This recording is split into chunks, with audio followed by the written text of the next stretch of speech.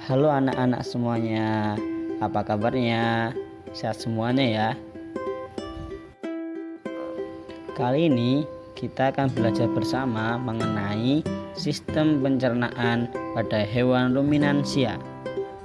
Hewan ruminansia adalah kelompok hewan mamalia yang biasa memamah atau memakan sebanyak 2 kali. Oleh karena itu, kelompok hewan ini disebut sebagai hewan memamah biak. Contoh hewan memamah biak atau hewan ruminansia adalah domba atau kambing, kemudian kerbau, kemudian rusa, dan juga sapi. Perbedaan dari hewan ruminansia dengan hewan yang lainnya terletak pada lambungnya. Hewan ruminansia memiliki 4 lambung, yaitu terdiri dari rumen, retikulum, omasum, dan abomasum.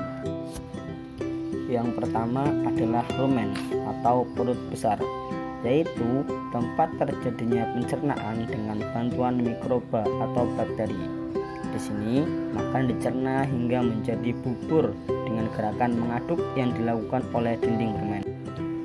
Pada retikulum, makanan kembali mengalami proses fermentasi dengan bantuan bakteri anaerob dan protozoa. Di dalam bagian perut ini terjadi proses absorpsi dan penyaringan benda-benda asing yang masuk bersama makanan sehingga tidak masuk ke omasum.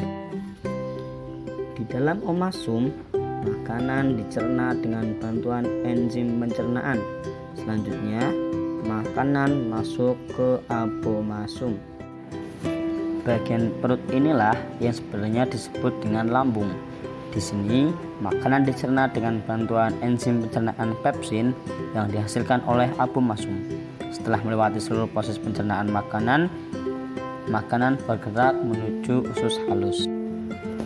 Jadi, proses masuknya makanan dalam sistem pencernaan hewan ruminansia ini akan melalui mulut, kemudian melalui laring, kemudian melewati eksofagus, baru kemudian menuju ke lambung. Di lambung, makanan akan melewati rumen, kemudian masuk ke retikulum, kemudian berlanjut ke omasum, dan terakhir menuju abomasum. Hore, kita sudah menyelesaikan materi tentang sistem pencernaan pada hewan ruminansia. Agar lebih paham, silakan kalian bisa baca pada buku materi atau modul yang sudah dibagikan. Selamat belajar.